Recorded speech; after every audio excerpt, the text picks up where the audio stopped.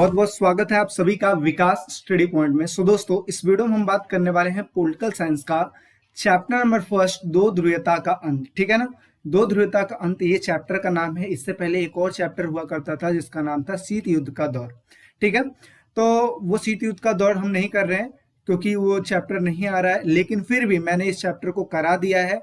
आप चाहें तो विकास स्टडी पॉइंट की जो ऐप है, विकास स्टडी पॉइंट की जो ऐप है, आप जाके वहां से देख सकते हैं। ठीक है, इसके अलावा मैं आपको बता दूं कि इसके जो क्वेश्चन आंसर के जो नोट्स आपको मिलेंगे वो भी विकास स्टडी पॉइंट के ऐप पे ही मिलेंगे। जैसे मान लो कि आपके सामने एक क्वेश्चन है, ठीक है, आप चाहते हो कि इसका कोई पीडीएफ आपको प्रोवाइड किया जाए, तो ये सिर्फ और सिर्फ आपको विकास स्टडी पॉइंट के ऐप पे ही मिलेगा। ठीक है, डिस्क्रिप्शन में लिंक दे दिया जाएगा, आप जाकर विकास स्टडी पॉइंट के ऐप को डाउनलोड कर सकते हैं। ठीक है, इसके अलावा चैप्टर वाइज सारे नोट्स प्रिपेयर है, आप विकास स्टडी पॉइंट के ऐप से भी ले सकते हो, या फिर विकास स्टडी पॉइंट का वेबसाइट है vikasstudypoint.com करके आप जाके वहां से ले सकते हो। वेबसाइट पे काम हो रहा है अभी। ठीक है, तो अभी तो आई थिंक एक दो दिन तक अवेलेबल नहीं हो पाएगा, लेकिन फिर भी उस पर अवेलेबल करा दिया जाएगा जल्द से जल्द। लेकिन ऐप पे सारा चीज ऑलरेडी अपलोडेड है, आप जाके वहां से सारी चीजें देख सकते हैं।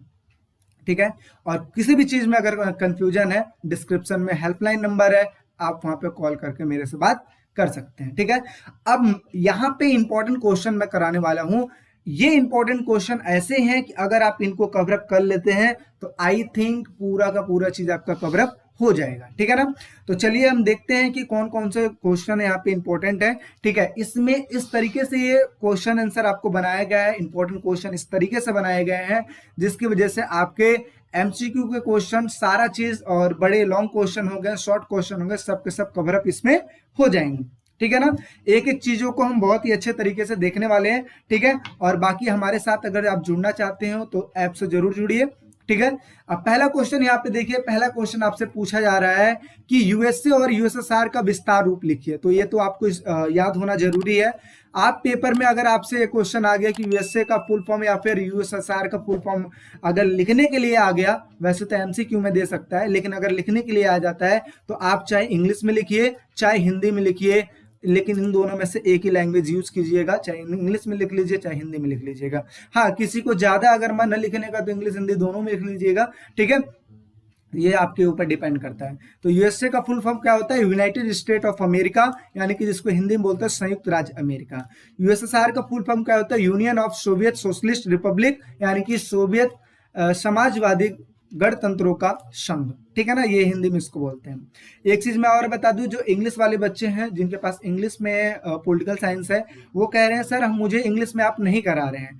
तो इसके पीछे रीजन ये है कि क्योंकि अगर स्लाइडों में हम दोनों चीज रखने लगेंगे ना तो मतलब पीपीटी बहुत लंबी बन जाएगी। तो इस वजह से अगर आप चाहें तो इसका इंग्लिश में भी आप हमसे पीडीएफ ले सकते हैं और हिंदी में चीजों को समझ लीजिए, तो आपको सारा चीज कवरअप हो जाएगा। ठीक है ना, और मिलेगा कहाँ पे? विकास स्टडी पॉइंट के ऐप से। दूसरा क्वेश्चन है कि दो ध्रुवीयता से आप क्या अभिप्राय, दो ध्रुवीयता से क्या अभिप्राय है? तो आपको ये बात पता है, अमेरिका राज्यों का संघ था इसलिए बड़ा था। सोवियत संघ कहीं ना कहीं ये भी संघ था, 15 गण राज्यों का, इस वजह से ये भी संघ था। तो ये कोई छोटे मोटे देश नहीं है, बल्कि काफी बड़े विस्तृत देश हैं, तो इस वजह से इनको ध्रुव का नाम दिया गया। तो अब दो ध्रुवीयता से क्या अभिप्राय है कि दो ध्रुवीय विश्व व्यवस्था से अभिप्राय विश्व का दो गुटों में बट जाना, यानी कि हमारा जो विश्व था वो दो गुटों में बट गया था। ठीक है, और एक गुट जहां पे पूंजीवाद था और दूसरी गुट जहां पे साम्यवादी था। ठीक है, इन गुटों में विभक्त हो गया था। पूंजीवादी गुट का जो नेता था जिसको अमेरिका कहते हैं, और साम्यवादी गुट का जो नेता था जिसको सोवियत संघ कहते हैं। ठीक है, तो दो ध्रुवीयता से क्या अभिप्राय है? विश्व का दो गुटों में बट जाना, जहां पे एक और है साम्यवाद तो दूसरा और है पूंजीवाद। जो साम्यवादी थे वो पूरब थे। ठीक है ना, यानी कि यहाँ पे लिख लो, पूरब में साम्यवादी थे और पश्चिम में कौन थे? पश्चिम में अपना पूंजीवाद था। ठीक है, समझ में आ गया?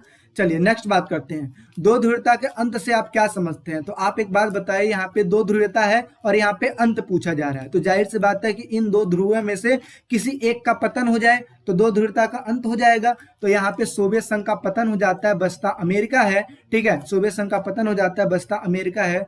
तो इस तरीके से जो जहाँ पे दो ध्रुवीय विश्व व्यवस्था थी वहां पे अब एक ध्रुवीय विश्व व्यवस्था स्थापित हो जाती है। तो यहाँ पे देखिए क्या लिखा है, दो ध्रुवीय विश्व व्यवस्था से दो ध्रुवीय विश्व व्यवस्था में अमेरिका तथा सोवियत संघ दोनों का दबदबा था। दबदबा का मतलब होता है एक तरीके से पावर समझ लो या फिर गुंडागर्दी समझ लो, क्योंकि विश्व में सिर्फ दो ही की चलती थी, या तो अमेरिका की चलती थी चाहे सोवियत संघ की चलती थी, ठीक है।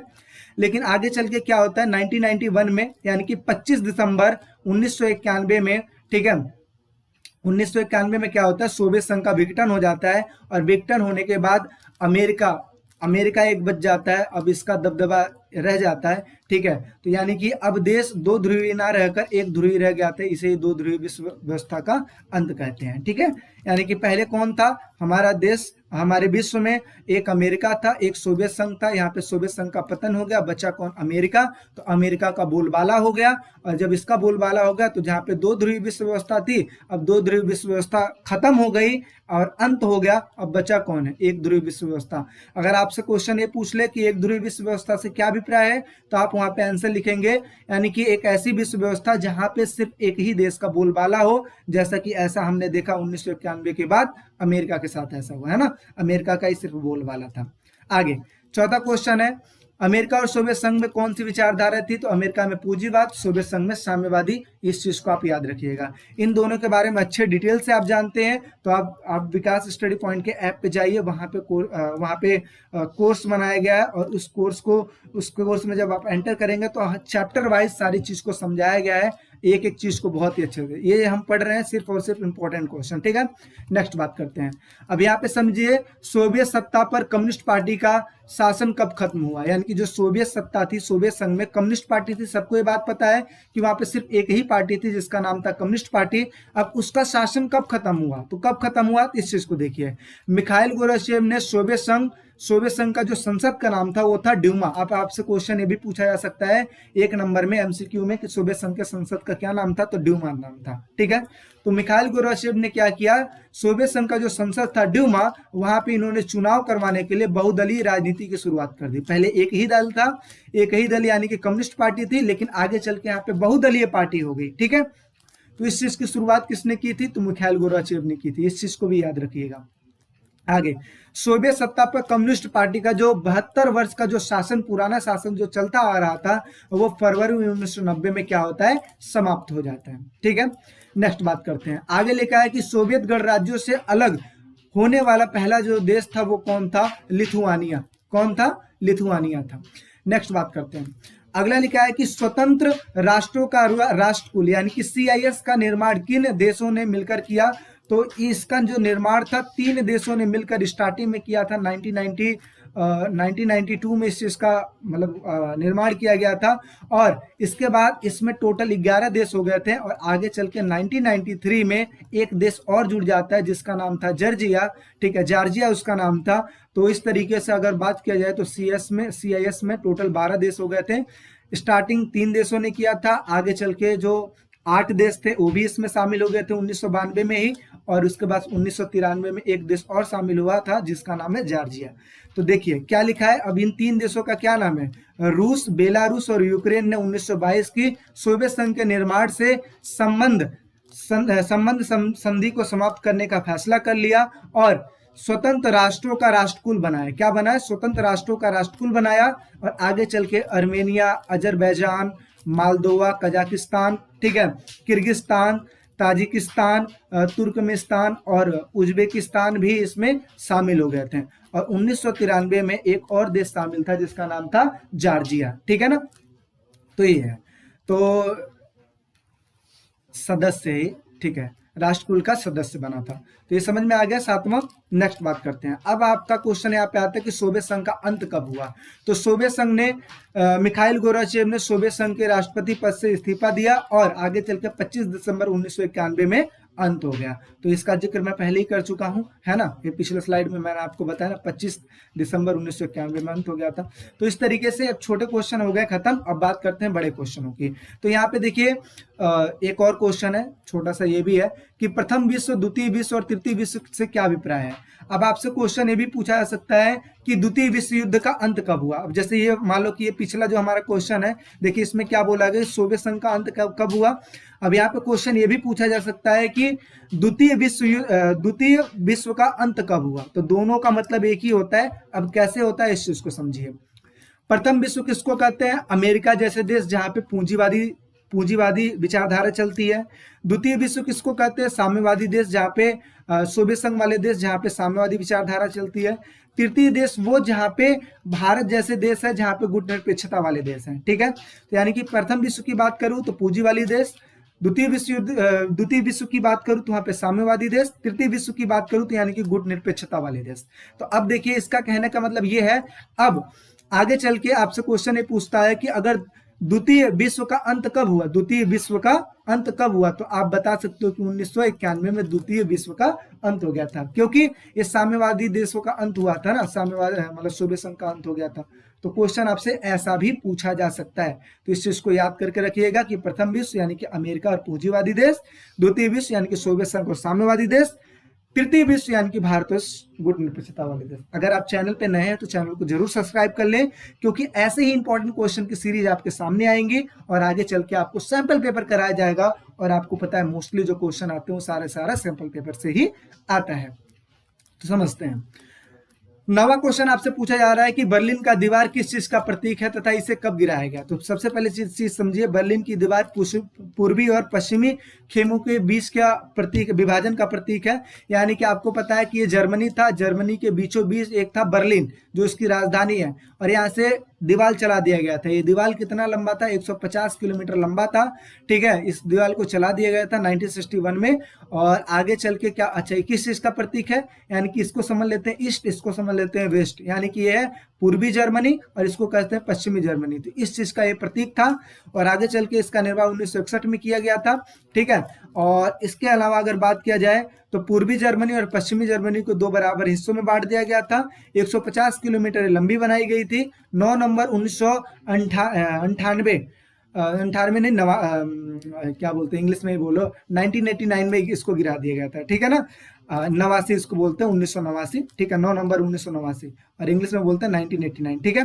तो इस दिन गिरा दिया गया था। और ऐसा माना जाता है कि बर्लिन का दीवार जब गिरा तो इसके बाद सोवियत संघ का धीरे धीरे करके खात्मा होता चला गया था, ठीक है। तो यही चीज लिखा हुआ है। तो आई होप से समझ में आया होगा। नेक्स्ट बात करते हैं। अब अगला यहाँ पे बड़ा क्वेश्चन स्टार्ट होता है कि सोवियत संघ की प्रणाली क्या थी, इसकी विशेषताएं क्या है। तो सोवियत संघ की प्रणाली की अगर मैं बात करूं तो सोवियत संघ की प्रणाली साम्यवादी व्यवस्था पर आधारित थी। एक चीज आप ध्यान में रखिएगा कि साम्यवादी प्रणाली वो प्रणाली थी जहां पे सबको समान रूप से देखा जाता था। मतलब कोई भी भेदभाव नहीं, रोटी कपड़ा मकान सभी को मिलेगा, सबको जॉब मिलेगा, सबको रोजगार मिलेगा, गवर्नमेंट सभी को एक नजर से देखेगी, ठीक है। और यहाँ पे निजी संपत्ति का विरोध किया जाता था। इस चीज को ज्यादा ध्यान से समझिएगा। निजी संपत्ति का मतलब क्या होता है कि अपनी कोई प्राइवेट प्रॉपर्टी नहीं रख सकता था सोवियत संघ में, तो ऐसा चीज था। तो देखिए सोवियत संघ की प्रणाली साम्यवादी व्यवस्था पर आधारित थी। यह प्रणाली समता मूलक समाज पर ज्यादा ध्यान देती थी। समता का मतलब होता है समानता, यानी कि उनके समाज में समानता थी। आगे समाजवाद के आदर्शों पर आधारित थी। यहाँ निजी संपत्ति का विरोध होता था तथा समाज को समानता के सिद्धांत पर व्यवस्थित करना चाहते थे। ये समानता का सिद्धांत लाना चाहते थे साम्यवादियों में, ठीक है। आगे समझते हैं। यहाँ पे साम्यवादी पार्टी का शासन था जिसमें किसी अन्य दल या विपक्ष दल का कोई जगह नहीं था। साम्यवादी पार्टी यानी कि वही कम्युनिस्ट पार्टी का शासन था। लेकिन आगे चल के ये जो मिखाइल गोर्बाचेव थे, मिखाइल गोर्बाचेव ने इसमें काफी सुधार किए और सुधार करने के बाद इन्होंने बहुदलीय पार्टी को उसमें ऑप्शन दे दिया और जिसकी वजह से देशों में नाराजगी फैल गई और उपभोक्ता वस्तुओं की कमी की वजह से आगे चल के बहुत सारे कारणों की वजह से सोवियत संघ का विघटन हो गया था। आगे अर्थव्यवस्था योजनाबद्ध और राज्य के नियंत्रण में थी, यानी कि पूरी अर्थव्यवस्था योजनाबद्ध तरीके से चलाई जाती थी और सबका सब राज्य के नियंत्रण में हुआ करता था। अब समझते हैं सोवियत संघ की विशेषताएं। तो विशेषताओं की बात करें तो सबसे नंबर 1 पे आती है कि सोवियत संघ का जो क्षेत्रफल था काफी बड़ा था। सोवियत संघ में संसाधन, सैनिक, टेक्नोलॉजी ये सारी चीज थी।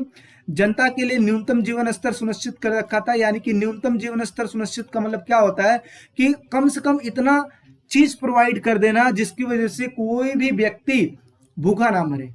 जैसे आप देखते हो हमारे देश के लिए ये अगर कोई व्यक्ति अगर कोई कमाता भी नहीं है ना तो हमारा देश क्या करता है, उनको कहीं ना कहीं राशन जरूर प्रोवाइड करता है ना। जैसे आप देखते हो राशन मिलता है, गरीबों के लिए राशन बनाया गया तो सबको मिलता है ना।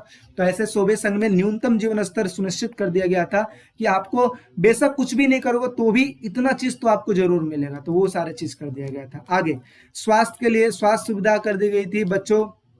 बच्चों का शिक्षा के लिए, और इसके अलावा बच्चों का देखभाल, लोक कल्याण रियायती दामों पर उपलब्ध है। रियायती दाम का होता है कम से कम दामों पर उपलब्ध होना, ठीक है, यानी कि जायज दामों पर उपलब्ध होना, ठीक है। अब जैसे आज देखते हो कि डिस्पेंसरी है, डिस्पेंसरी में 1 रुपए लेके जाओ, पर्ची कटाओ और अपना दवाई ले लो। तो आप 1 रुपए का क्या दवाई मिलता है क्या? नहीं, ये 1 रुपए इसलिए लिए जाते हैं ताकि एक आपको भी ना लगे कि फ्री में मिल रहा है, ठीक है, आपने भी पैसा दे के लिया और ऊपर से गवर्नमेंट को एक करके, मतलब एक तरीके से समझ लो कि लोगों को फ्री नहीं देना है, बल्कि लोगों के दिमाग में रखना है कि ये ऐसी चीजें हैं जो गरीबों के लिए ही है, ठीक है। तो ये सारे इस हिसाब से चीजें बनाई गई थी, रियायती दामों पर उपलब्ध था। आगे यहाँ पे बेरोजगारी नहीं थी, हर चीज पर सरकार का नियंत्रण होता था, चाहे वो भूमि हो या फिर अन्य उत्पादन संपदा हो। तो ये 2 चीज कंप्लीट होगा, सूबे संघ की प्रणाली और उसकी विशेषताएं। नेक्स्ट बात करते हैं। अगला लिखा है कि सूबे संघ के विघटन के उत्तरदायी कारण क्या थे। तो उत्तरदायी कारणों की अगर मैं बात करूं तो बहुत सारे कारण थे जिसकी वजह से सोवियत संघ का विघटन हुआ था। अब यहाँ पे मैं चीजें आपको समझा देता हूं, लेकिन याद रखिएगा, अगर ये आपका 6 नंबर में क्वेश्चन पूछता है, 6 नंबर में या फिर 5 नंबर में अगर आपसे क्वेश्चन पूछता है, तो ये सिर्फ हेडिंग है, ये मत समझ लेना कि ये पूरा आंसर 6 लाइन लिख के चले आओ और आपको नंबर मिल जाएगा, कभी ऐसी गलती मत करना, ठीक है। ये हेडिंग्स है, हेडिंग्स को आपको एक्सप्लेन भी करना पड़ेगा। जैसे कैसे एक्सप्लेन करना उस चीज को मैं आपको बताता हूँ। पहला लिखा है, पहला पॉइंट है कि कम्युनिस्ट पार्टी का बुरा शासन। तो आप इसमें क्या लिख सकते हो कि सोवियत संघ का विघटन का सबसे विशेष उत्तरदायी कारण यह है कि वहां पे सिर्फ और सिर्फ कम्युनिस्ट पार्टी ही थी और जिसका बुरा शासन चल रहा था, वो जनता के प्रति जवाबदेह नहीं हुआ करती थी, वहां पे भ्रष्टाचार चला करता था, ठीक है, जिसकी वजह से अन्य पार्टियों को वहां पे ऑप्शन नहीं मिलता था पार्टी बनाने के लिए। तो इसकी वजह से ऐसा माना जाता है कि ये एक विशेष कारण है जिसकी वजह से सोवियत संघ का विघटन हुआ। दूसरा क्या लिखोगे, संसाधनों का अधिक से अधिक उपयोग हथियारों में कर देना, जिसकी वजह से उपभोक्ता वस्तु की कमी हो गई। यानी कि हथियारों का ज्यादा से ज्यादा अगर उपयोग आप हथियार उसमें क्या बोलते हैं, संसाधनों का उपयोग ज्यादा से ज्यादा आप हथियारों में कर दोगे तो जाहिर सी बात है उपभोक्ता वस्तु की कमी तो होगी होगी। तो यही चीज लिखा हुआ है, क्योंकि आपको पता है सोवियत संघ अमेरिका को पीछे करने के लिए हथियारों का प्रोडक्शन कर रहा था और एज इट इज अमेरिका सोवियत संघ को पीछे करने के लिए हथियारों को प्रोडक्शन कर रहा था। तो इस वजह से कहीं ना कहीं ये भी कारण था जिसकी वजह से सोवियत संघ का विघटन हुआ। आगे समझते हैं, नौकरशाही का शिकंजा कसते चला गया। मतलब क्या है, अब लोगों को नौकर बनने की आदत थी, कोई भी यहाँ पे मालिक नहीं बन पा रहा था, जिसकी वजह से आज देखते हो इंडिया में क्या है कि लोग सब चाहते हैं कि मैं बिजनेसमैन बन जाऊं और मेरे अंडर लमसम 100 आदमी काम करें, सब चाहते हैं ये चीज। यानी कि एक व्यक्ति है जो कि मालिक बनना चाहता है, क्या बनना चाहता है, मालिक। तो यहाँ पे इसके लिए ऑप्शन खुला है कि ये मालिक बन सकता है, लेकिन यहाँ पे सभी को रोजगार मिलता है और आप गवर्नमेंट के अंडर काम करोगे तो क्या मालिक बन पाओगे, तो नहीं। इस तरीके से नौकरशाही का वहां पे शिकंजा धीरे धीरे कसता चला गया था, जिसकी वजह से ये भी कारण था सोवियत संघ के विघटन का। आगे समझते हैं, लोगों को गलत जानकारी मिलना कि सोवियत संघ विकास कर रहा है। अब ज्यादा से ज्यादा प्रोडक्शन करोगे हथियारों का तो जाहिर सी बात है उपभोक्ता वस्तु की कमी होगी, उपभोक्ता वस्तु की कमी होगी तो महंगाई क्या होगी, इंक्रीज होगी। और आप आके कह दो कि टीवी पे आके कह दो कि हमारा देश बहुत तरक्की कर रहा है, तो लोगों के दिमाग में डाउट तो रहेगा ना कि अगर हमारा देश तरक्की कर रहा है तो महंगाई क्यों बढ़ रही है। तो इस तरीके से गलत जानकारी सोवियत संघ के लोगों को मिल रहा था, तो इस वजह से आगे चल के बहुत सारी दिक्कतों का सामना करना पड़ा और यही खामियाजा भुगतना पड़ा कि सोवियत संघ का विघटन हो गया। आगे समझते हैं, खाद्यान्न संकट के कारण उपभोक्ता वस्तुओं की आयात करना पड़ा। खाद्यान्न संकट क्यों हुआ, क्योंकि ज्यादा से ज्यादा वो संसाधनों का उपयोग हथियारों में कर रहे थे, उपभोक्ता वस्तु की कमी हो जा रही थी, तो जाहिर सी बात है आप दूसरी जगह से तो मंगाओगे। आपके अगर क्षेत्र में प्रोडक्शन नहीं हो रहा है तो आप जाहिर सी बात है दूसरी जगह से मंगाओगे, तो ये भी कहीं ना कहीं कारण था। आगे, राष्ट्रवादी भावना और संप्रभुता की इच्छा का उभार। अब जो अन्य राष्ट्र थे, जो 15 राष्ट्र थे, इन देशों के अंदर राष्ट्रवादी भावना आने लगी कि इन्होंने भी सोच लिया है कि हमारा देश बनना चाहिए। जैसे एक एग्जाम्पल के तौर पे समझते हैं, जैसे मान लो कि अंग्रेजों का शासन था हमारे इंडिया पर, तो हमारे इंडिया के जो लोग थे बार बार प्रयत्न कर रहे थे कि हम आजाद हो जाए, आजाद हो जाए, आजाद हो जाए। बहुत सारे फ्रीडम फाइटर्स थे जिनकी वजह से आज हमारा देश आजाद हो गया, ठीक है, मतलब 1947 में हमारा देश आजाद हो गया। तो जाहिर सी बात है उन लोगों के मन में राष्ट्रवादी भावना आई, तभी तो हमारा देश आजाद हुआ।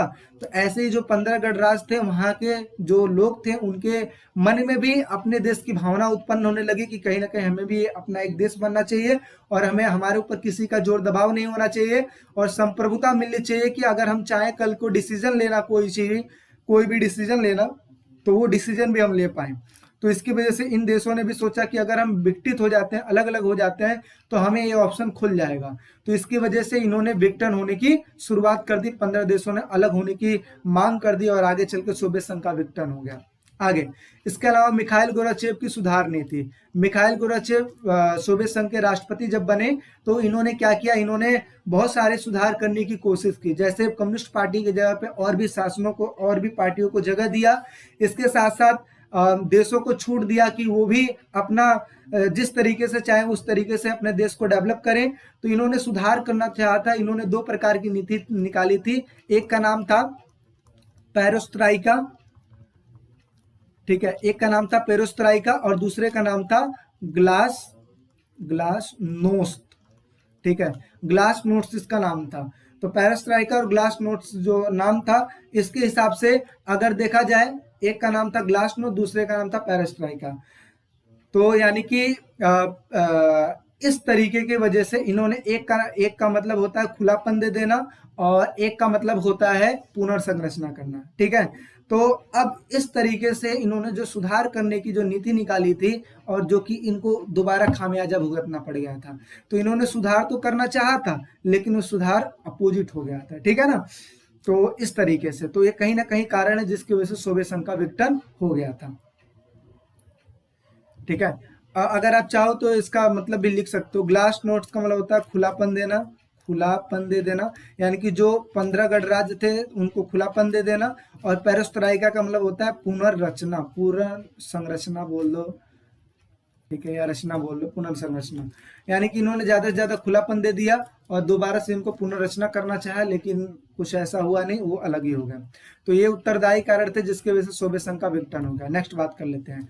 अब विघटन के क्या परिणाम हुए, तो जाहिर सी बात है शीत युद्ध की समाप्ति हो गई, तो पहला परिणाम ये हुआ। दूसरा, दूसरी दुनिया का पतन हो गया। जो हमने बात किया था ना, पहली दुनिया यानी कि पूंजीवाद, दूसरी दुनिया यानी कि साम्यवाद, तो साम्यवादियों का यहाँ पे पतन हो गया। आगे हथियारों की होड़ खत्म हो गई। जाहिर सी बात है अमेरिका सोवियत संघ के लिए हथियार बना रहा था, यानी कि उसको पीछे करने के लिए हथियार बना रहा था, और एज इट इज सोवियत संघ भी अमेरिका के लिए ऐसा कर रहा था।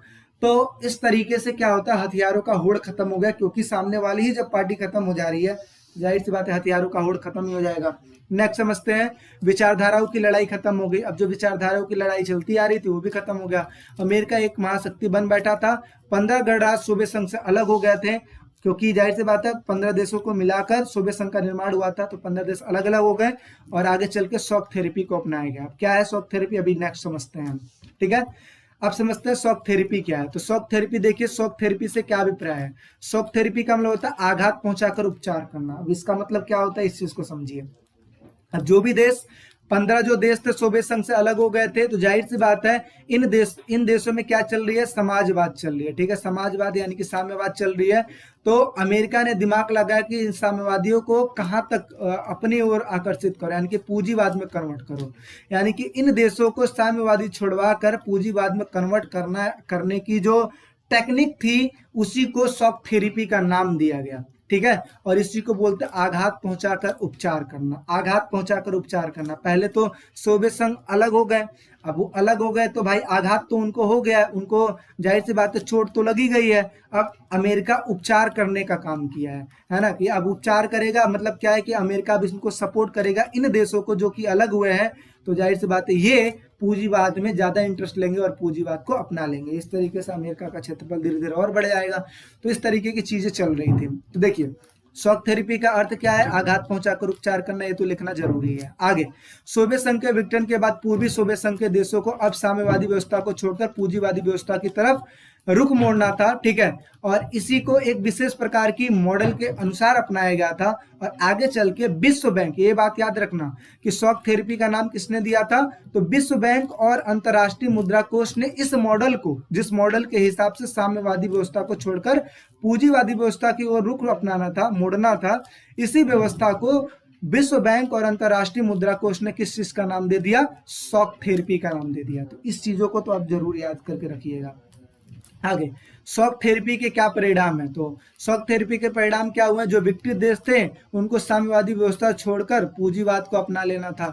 दूसरा, सामूहिक फर्म जो थी, क्योंकि पहले सोवियत संघ में सारी की सारी चीज गवर्नमेंट के अंदर थी, यानी कि सामूहिक थी। अब सामूहिक फर्मों को निजी फर्मों में कन्वर्ट किया गया, है ना, अब लोगों के पास प्राइवेट होने लगी। ठीक है, आगे विकसित देशों की अर्थव्यवस्था तहस नहस हो गई, जो विकसित देश थे उनकी अर्थव्यवस्था तहस नहस हो गई। आगे अब ऐसा माने जाने लगा कि ज्यादा से ज्यादा जो व्यापार होगा वो किससे संभव है, जाहिर सी बात है विकास, मतलब जो विकास हमारा किससे संभव है, ज्यादा से ज्यादा व्यापारों से संभव है। आगे रूस में पूरा जो राज नियंत्रण था वो पूरा चरमरा उठा था, औद्योगिक ढांचा जो था उसका पूरा चरमरा उठा था, यानी कि सबसे मेन तो रूसी था ना इसमें। और आगे चल के इन्होंने अपने महत्वपूर्ण जो उद्योग थे उनको कम से कम दामों पर बेचना पड़ गया। लगभग 90% उद्योगों को सस्ते दामों पर बेच दिया गया, और इसे ही विश्व की सबसे बड़ी गैराज सेल का नाम दिया जाता है।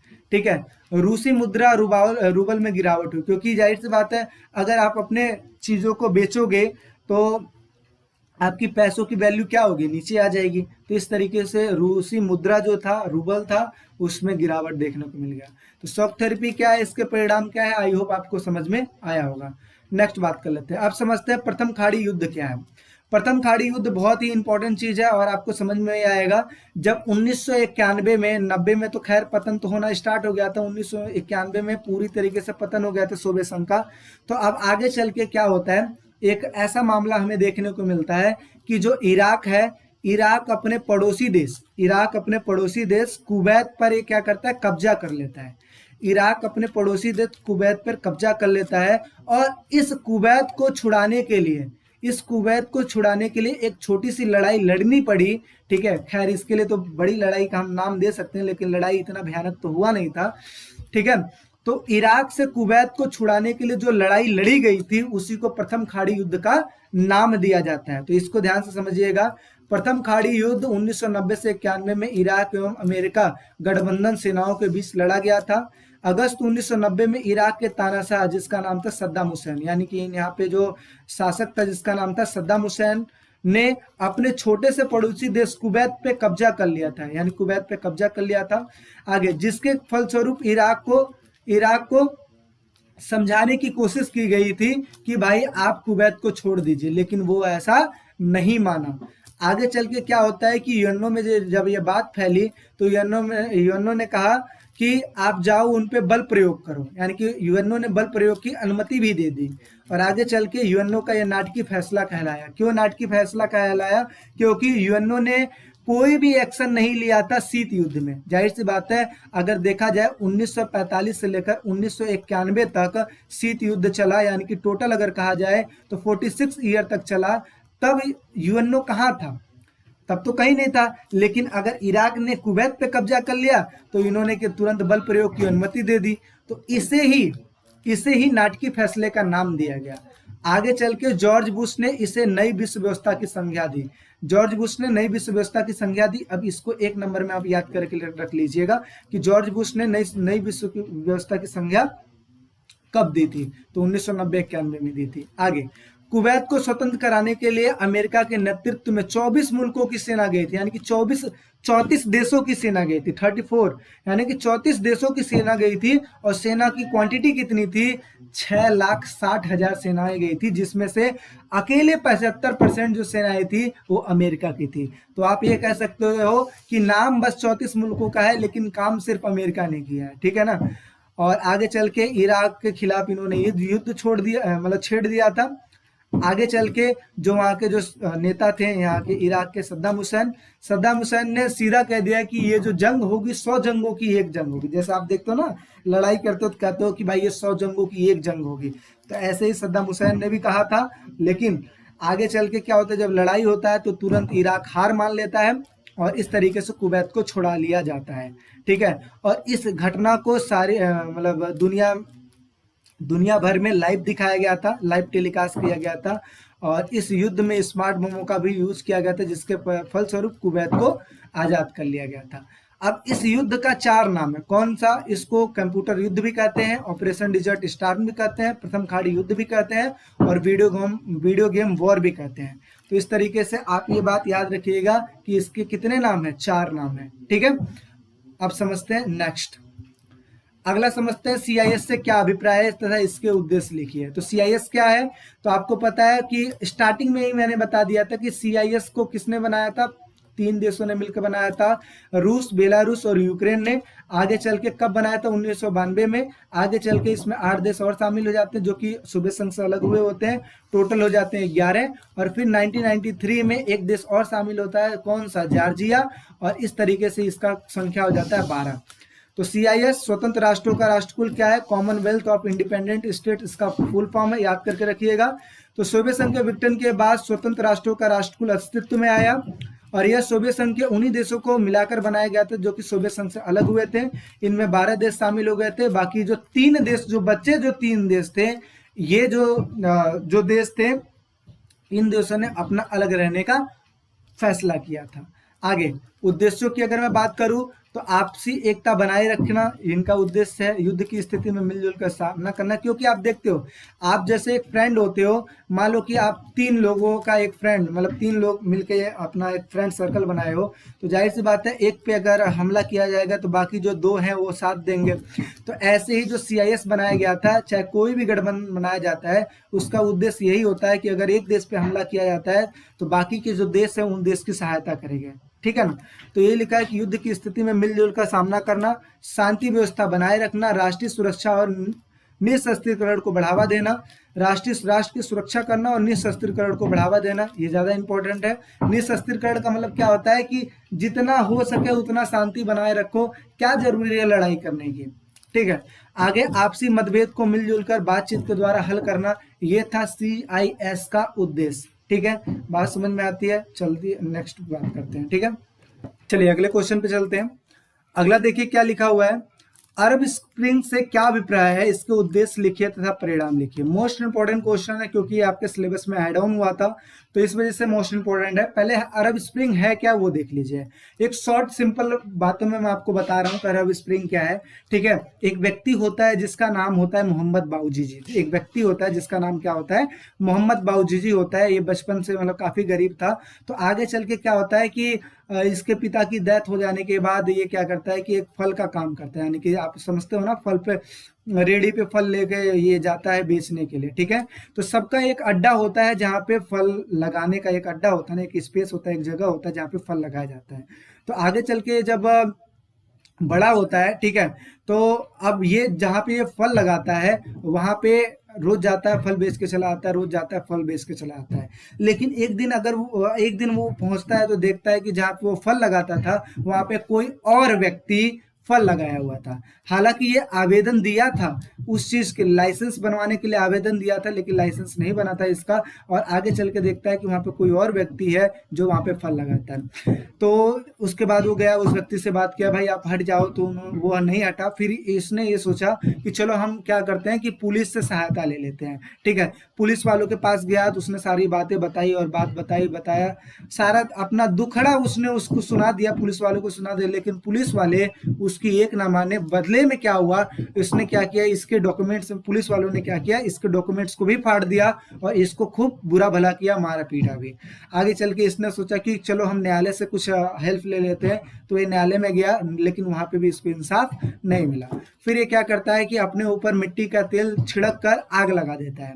और ये बात है 2011 की, ठीक है, 2011 की बात है। इसने अपने ऊपर क्रोसिन छिड़क कर आग लगा दी और आग लगा दी। जाहिर सी बात है इंसाफ नहीं मिला, इनसे घूमे जा रहा है, तो अब करेगा तो करेगा क्या। तो इस वजह से इसने अपने आप को आग लगा दी और उस चीज को किसी ने उठा के नेट पे डाल दिया, सोशल मीडिया पे डाल दी। और वो करते करते 2011 में इतना भयानक दृश्य हुआ, क्योंकि जाहिर सी बात है अपने आप को आग लगाना कोई वो छोटी बात थोड़ी ना है। तो उसके बाद इस चीज को इतनी तेजी से ये फैला कि पूरे अरब में ये चीज फैल चुका था, ठीक है। ये अरब में पूरा फैल चुका था क्योंकि ट्यूनीशिया जगह का ही नाम है, ठीक है। और फिर जाके वहां का जो तानाशाही जो सरकार था, उसको सरकार गिरानी पड़ गई थी इस व्यक्ति की वजह से। तो ये पूरी स्टोरी है, इसी चीज को हम समझने वाले हैं, ध्यान से समझिएगा।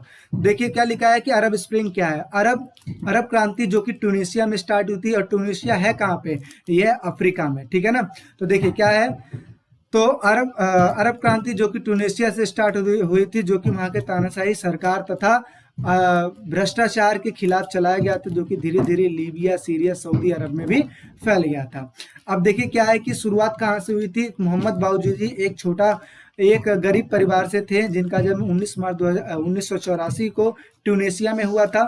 ट्यूनेशिया जो कि अफ्रीका महाद्वीप का एक छोटा सा देश है, ठीक है। पिता की मृत्यु के बाद 10 साल की उम्र में ही इन्होंने काम करना शुरू कर दिया था, और करना है, ठीक है। उन्होंने फल का काम शुरू कर दिया था, जो कि टाउन हॉल के सामने दुकान लगाया करते थे। उन्होंने टाउन हॉल के पास एक छोटा दुकान के लिए लाइसेंस के लिए आवेदन भी किया था, लेकिन उन्हें अनुमति नहीं मिल रही थी। 17 दिसंबर को जब यहाँ अपना वो फल बेचने के लिए गए थे तो वहाँ कोई और व्यक्ति अपना सामान बेच रहा था, यानी कि कोई व्यक्ति अपना सामान बेच रहा था उस जगह पे। इसके बाद उन्होंने पुलिस से बात करने का प्रयास किया, लेकिन पुलिस वालों ने उल्टा ही इन्हीं का सामान छीन लिया और मारपीट के बाहर निकाल दिया। ये कोर्ट में केस दायर किए, लेकिन उनको वहाँ पे इंसाफ नहीं मिला, और आगे चल के क्योंकि इंसाफ नहीं मिला, क्योंकि ट्यूनेशिया में तानाशाही की सरकार थी। नेक्स्ट क्या होता है कि फिर मोहम्मद बाऊजी जी ने उसी जगह पर आत्मदाह कर लिया, यानी कि खुद को जला लिया, और इस घटना को लोगों ने वीडियो बना लिया और सोशल मीडिया पर डाल दिया। 4 जनवरी 2011 को इनकी मृत्यु हो गई थी, और यहाँ के जो राष्ट्रपति थे जिनका नाम था बेन अली, इनका शासन लमसम कब से चला आ रहा था, 1987 से चला आ रहा था, ठीक है। 1987 से शासन चला आ रहा था। 2011 में इनको क्या करना पड़ा, इनको इस्तीफा देना पड़ा, और अक्टूबर 2011 में वहां पे पार्लियामेंट बनी, यानी कि तानाशाही सरकार खत्म हो गई, ठीक है। तो ये पूरी स्टोरी थी अरब स्प्रिंग की। नेक्स्ट बात करते हैं अरब स्प्रिंग के उद्देश्य क्या थे। तो तानाशाही सरकार को समाप्त करके लोकतंत्र को लाना, मानव अधिकार का हनन को रोकना, गरीबी, बेरोजगारी, भ्रष्टाचार से मुक्ति पाना, राजतंत्र को समाप्त करना, ये सारा चीज अरब स्प्रिंग के उद्देश्य हैं। परिणाम क्या हुआ, अरब स्प्रिंग आगे चलकर विभिन्न देशों में फैल गया, जैसे लीबिया में, सीरिया में, इजिप्ट में, ठीक है, सऊदी अरब में, इन सब देशों में फैल गया। लेकिन अरब स्प्रिंग सफल नहीं हुआ। क्यों नहीं हुआ? क्योंकि इसका असर सिर्फ वहीं देखने को मिला था जहां से ये स्टार्ट हुआ था, यानी कि ट्यूनेशिया में ही देखने को मिला था जहां से ये स्टार्ट हुआ था, ठीक है। केवल ट्यूनेशिया में इसका लाभ देखने को मिला था। लीबिया, सीरिया जैसे देश तबाह हो गए, यानी कि वहां की जनता तबाह हो गई, और कुछ देशों में सैनिक शासन और मजबूत हो गया, क्योंकि वहां की सेनाएं मजबूत थी, तो उन्होंने क्या किया, जनता को दबाव दिया, तो जिसकी वजह से सैनिक शासन और मजबूत हो गया, और लीबिया और सीरिया जैसे देश तो बिल्कुल ही तबाह हो गए, और सिर्फ इसका असर ट्यूनेशिया में देखने को मिला था। आगे समझते हैं। नेक्स्ट हमारा जो टॉपिक है अफगानिस्तान संकट क्या है, तो इस चीज को समझ लीजिए। अब अफगानिस्तान संकट भी सेम ऐसा ही है, थोड़ा सा चीज आप लोग समझ लीजिएगा, ज्यादा इजी है। अफगानिस्तान कहाँ है, पहले इस चीज को समझिए। ये हो गया अपना भारत, ठीक है, इस तरीके से, चलो खैर बन तो नहीं रहा, लेकिन फिर भी बनाने की कोशिश कर रहे हैं। ये है अपना भारत हो गया, इसके बगल में पाकिस्तान हो गया, और आगे चल के यहीं पे है अपना उज्बेकिस्तान, ठीक है ना, उज्बेकिस्तान कह रहा हूं मैं, अफगानिस्तान, ठीक है। यहाँ पे अफगानिस्तान है। जैसे आपको पता है भारत के 3 साइड अगर यहाँ पे देखा जाए तो समुद्री इलाका है, यानी कि समुद्र है, लेकिन यहाँ पे आसपास में कोई समुद्र नहीं है, बल्कि इलाका है जिसको बोलते हैं भूस्थल है, ठीक है। लेकिन ये फिर भी एक ऐसे जगह पे स्थापित है जो सेंटर में पड़ता है, इस वजह से अफगानिस्तान का जो इंपॉर्टेंस है वो धीरे धीरे बढ़ जाता है। आगे चल के क्या होता है, अफगानिस्तान जब आजाद होता है, अंग्रेजों के शासन से जब आजाद होता है, तो वहां पे एक राजा बनते जिनका नाम था जाहिर शाह, ठीक है ना, जाहिर शाह वहां के राजा थे। जाहिर शाह को आगे चल के एक व्यक्ति था दाऊद खान, उसने क्या किया, जाहिर शाह को खत्म कर दिया और अपना शासन लाया, जिसका नाम था दाऊद खान, ठीक है। क्या नाम था? दाऊद खान। दाऊद खान ने जो भी कार्य किया, जैसा भी किया, जनता को पसंद नहीं आया, और जनता ने क्या किया, इसकी सरकार को गिराकर वहां पे एक डेमोक्रेटिक पार्टी की स्थापना कर दी, जिसका नाम है PDPA, ठीक है ना। तो सबसे पहले जाहिर शाह था, फिर उसके बाद दाऊद खान आया, और दाऊद खान को हटाकर क्या आ गया था, वहां पे PDPA आ गया था। अब PDPA ने बहुत सारे सुधार किए, जैसे उसने अमीर जो, जैसे मान लो जो जिसके पास बहुत ही ज्यादा जमीन है, अब उन जमीनों को उठा के ये गरीबों को देने लगे, बहुत सारे सुधार करने की कोशिश करने लगे, ठीक है। लेकिन इनके जो सुधार था ना, वो जनता को पसंद नहीं आया, और जनता ने क्या सोचा कि PDPA की सरकार को गिराया जाए। अब PDPA की सरकार को गिराया जाए, लेकिन PDPA ने ये सोचा कि अब सेनाओं को अनुमति दिया जाए, और जनता के आक्रोश को, अब देखो जगह जगह पे दंगे हो रहे हैं, इसका मतलब ये थोड़ी नहीं कि आप सरकार को गिरा दो। तो जाहिर सी बात है, गवर्नमेंट भी तो सोचेगी ना कि कहीं ना कहीं जनता को शांत कराया जाए। तो इसने क्या किया, सेनाओं को भेजकर पीडीपी मतलब सेनाओं को भेजकर जनता को शांत कराने की कोशिश की गई। अब जनता शांत होने को राजी नहीं थी, फिर पीडीपी ने हेल्प मांग ली, किससे, सोवियत संघ से हेल्प मांग ली। सोवियत संघ ने पीडीपी को मदद कर दिया। अब गांव वाले जो थे जिनका शासन गांव में था, अब सोवियत संघ ने क्या भेज दिया, यहाँ पे सेनाएं भेज दी, यानी कि अफगानिस्तान में सेनाएं भेज दी। अफगानिस्तान में सेना आने के बाद इसने क्या किया, शहरों में कब्जा कर लिया। कहाँ पे, शहरों में। और गांव पे कब्जा किसका है, गांव का ही रहेगा। तो जाहिर सी बात है, शहर में कब्जा किसका था, सेनाओं का कब्जा हो गया था। गांव में किसका शासन था, गांव वालों का था। अब गांव वाले सोच रहे थे कि इनको भगाकर शहरों में भी शासन कर लिया जाए, और शहर वाले सोच रहे थे, यानी कि जो सेनाएं थी वो सोच रही थी कि गांव में शासन हो पाए, यानी कि गांव वालों को शांत कराया जा सके। अब ये पूरा मैटर था। तो अब एक चीज आप देखो कि ये मैटर किसका चल रहा है, अफगानिस्तान का चल रहा है ना। तो यहाँ पे सोवियत संघ का हस्तक्षेप करना जरूरी था। मेन क्वेश्चन यही आता है कि सोवियत संघ का हस्तक्षेप करना क्या जरूरी था, जब ये अपने घर का मामला है तो दूसरों को बोलने की क्या जरूरत है। तो इन्हीं चीजों का आगे चल के यूएनओ में विरोध किया गया, ठीक है। और फिर धीरे धीरे सोवियत संघ को अपनी सेना को वापस बुलाना पड़ गया था। तो ये पूरा मामला जो था, ये पूरा मामला अफगानिस्तान संकट कहलाता है। तो अब इस चीज को समझते हैं। देखिए क्या लिखा है, अफगानिस्तान का इतिहास अस्थिर रहा है। क्यों अस्थिर रहा है, क्योंकि यहाँ पे हमेशा किसी न किसी बाहरी ताकत का उस पर कब्जा करने के लिए कोशिश की गई है। और यह भी कहा जाता है कि अफगानिस्तान पर आक्रमण करना बहुत आसान होता है। अफगानिस्तान पर आक्रमण करना बहुत आसान है, जीतना और उसे काबू करना और भी ज्यादा मुश्किल है। यानी कि आप आक्रमण तो कर दोगे लेकिन जीत नहीं पाओगे। क्यों नहीं जीत पाओगे, क्योंकि वहां पे भौगोलिक बनावट ही ऐसी है और वहां पे जातीय समूह ऐसी है जो कि आपको सरकार बनाने ही नहीं देगी, ठीक है। और जैसे कि वहां पे पहाड़ी इलाका है, रेगिस्तानी इलाका है, ये सारी चीज इलाका है जहाँ पे लोग छिप छिप के गोरिल्ला युद्ध करते हैं और वहां पे दूसरे का कब्जा नहीं हो पाता है। आगे समझते हैं। आजादी के बाद एक राजा आया था जिसका नाम था जाहिर शाह। पीडीपी ने, अब देखो जाहिर शाह आया, जाहिर शाह के बाद कौन आया, दाऊद खान आया, और दाऊद खान के बाद कौन आया, पीडीपी आया। लेकिन इस चीजों को शॉर्ट में समझाने के लिए मैंने क्या किया, सीधा जाहिर शाह के बाद पीडीपी मैंने लिख दिया है। तो देखिए लिखा क्या है कि आजादी के बाद एक राजा आया जो कि था जाहिर शाह।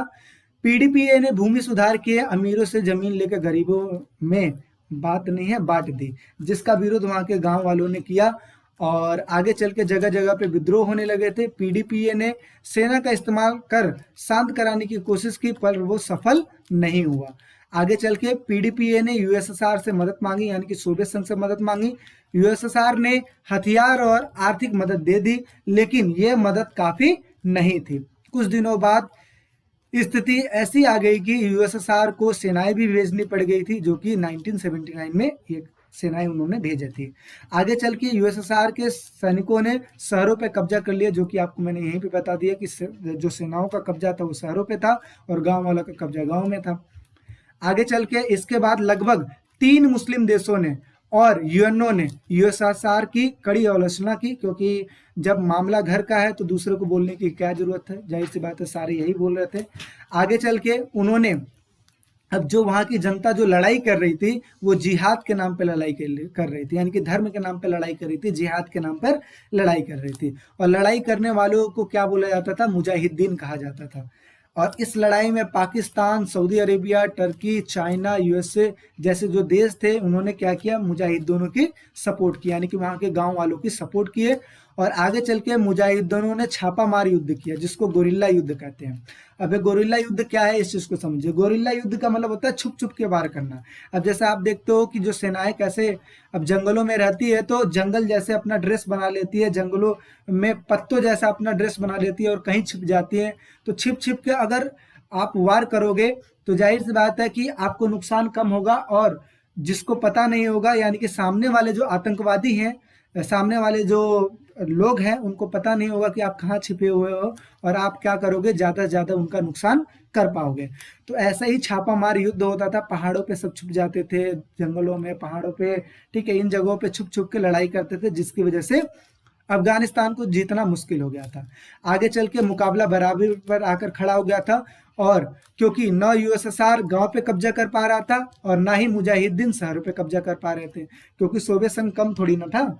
आगे चल के क्या होता है, यूएसए ने यहाँ पे स्ट्रिंगर मिसाइल भी लेकर आया था, उसने शायद फायर भी किया था। और आगे चल के 1985 से लेकर 1989 के बीच में यूएसएसआर ने अपनी सेनाओं को वापस बुला लिया और आगे चल के अर्थात 10 साल तक यूएसएसआर की सेना अफगानिस्तान में रही, लेकिन फायदा कुछ नहीं हुआ बल्कि नुकसान का सामना करना पड़ गया था। तो ये कुछ ऐसी कारण थे जिसकी वजह से अफगानिस्तान संकट आया था। तो आई होप आपको समझ में आया होगा। एक लास्ट क्वेश्चन आपका बचा हुआ है, इसके साथ साथ इस चैप्टर का इंपॉर्टेंट क्वेश्चन खत्म हो जाता है। और इंपॉर्टेंट क्वेश्चन ही क्या, पूरा का पूरा चैप्टर का जितने भी क्वेश्चन थे मैंने आपको ऑलमोस्ट सारा चीज करा ही दिया है।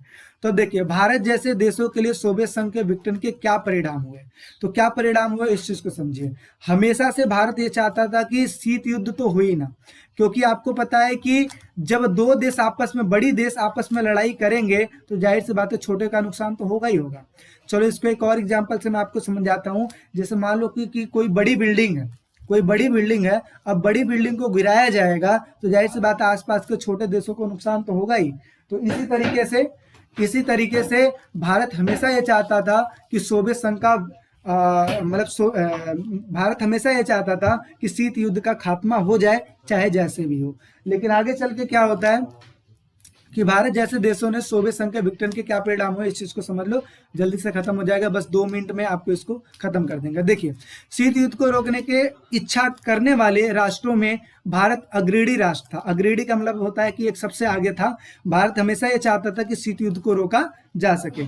उसे महसूस हुआ कि अब विश्व में शीत युद्ध का दौर और अंतरराष्ट्रीय तनावपूर्ण वातावरण एवं संघर्ष की समाप्ति हो जाएगी। अब देखिए क्या हुआ, जब सोवियत संघ का पतन हो गया तो भारत ने यह सोच लिया कि अब शीत युद्ध जैसी स्थिति अब आगे चल के नहीं होगी। अंतरराष्ट्रीय जो तनाव है, जो कि हम बार बार देख रहे हैं, 46 सालों तक ये सारी चीज चली थी, अब ये संघर्ष क्या हो जाएगी, समाप्त हो जाएगी। आगे चल के भारत ने महसूस किया कि अब सैन्य गुटों के गठन की प्रक्रिया रुकेगी, हथियारों की जो तेजी दो की होड़ था वो अब क्या हो जाएगा, थम जाएगा। और भारत में सरकार तथा जनता को एक नई अंतर्राष्ट्रीय शांति सद्भावना दिखाई देने लगी थी। ठीक है, आगे चल के भारत अन्य प्रजातांत्रिक देशों की तरह विश्व की एक मात्र महाशक्ति अमेरिका की तरफ और मजबूती से दोस्ती करने के लिए बढ़ता चला जा रहा था। देखिए, जब अमेरिका और सोवियत संघ दोनों थे तो उस टाइम पे भारत अपना एक अलग था, लेकिन अब जो कि विश्व में सिर्फ एक महाशक्ति है, तो जाहिर सी बात है भारत ये चाह रहा था कि कहीं ना कहीं अमेरिका से दोस्ती हो जाए। आगे चल के जो भारत की जो मिश्रित अर्थव्यवस्था थी उसको 1991 में छोड़ दी गई और यहाँ इसकी जगह पे एक आर्थिक नीति की स्थापना कर दी गई, जिसको LPG की नीति कहते हैं। एल का मतलब होता है लिबरलाइजेशन, पी का मतलब होता है प्राइवेटाइजेशन और जी का मतलब होता है ग्लोबलाइजेशन। ठीक है, तो नई आर्थिक नीति की घोषणा कर दी गई थी और भारत में भी लोग पूंजीवादी अर्थव्यवस्था को अंतर्राष्ट्रीय स्तर पर प्रभुत्वशाली अर्थव्यवस्था मानने लगे थे, यानी कि सबसे बढ़िया व्यवस्था मानने लगे थे। आगे चल के भारत में उदारवादीकरण यानी कि जिसको लिबरलाइजेशन कहते हैं तथा वैश्वीकरण की नीति को अपनाई जाने लगी। विश्व बैंक और अंतर्राष्ट्रीय मुद्रा कोष जैसी विभिन्न प्रकार की जो संस्थाएं थी, जो एजेंसियां थी, अब ये परामर्शदात्री बन गई, यानी कि ये परामर्श अब देने लगी, लोगों को सलाह देने लगी कैसे कैसे क्या करना है, किस हिसाब से अपने देश को डेवलपमेंट करना है।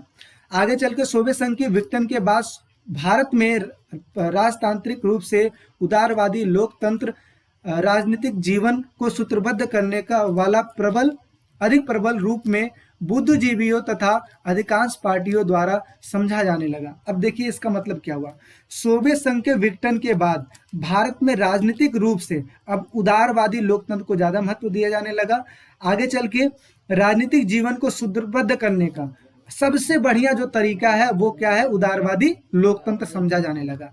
आगे चल के वामपंथी विचारकों को ऐसा झटका सा लगा कि मतलब जब सोवियत संघ का विघटन हुआ तो जो वामपंथी विचारधारा थे इनको ज्यादा से ज्यादा झटका लगा और वो ये सोचने लगे कि जो सोवियत संघ अब खत्म हो चुका है, आगे चल के इसको ये जो पुनः यानी कि दोबारा साम्यवादियों का बोलबाला रहेगा। यानी कहने का मतलब ये है कि जो कि साम्यवादी व्यवस्था खत्म हो चुकी है, आगे चल के ये दोबारा शुरू होगी, दोबारा खड़ी होगी।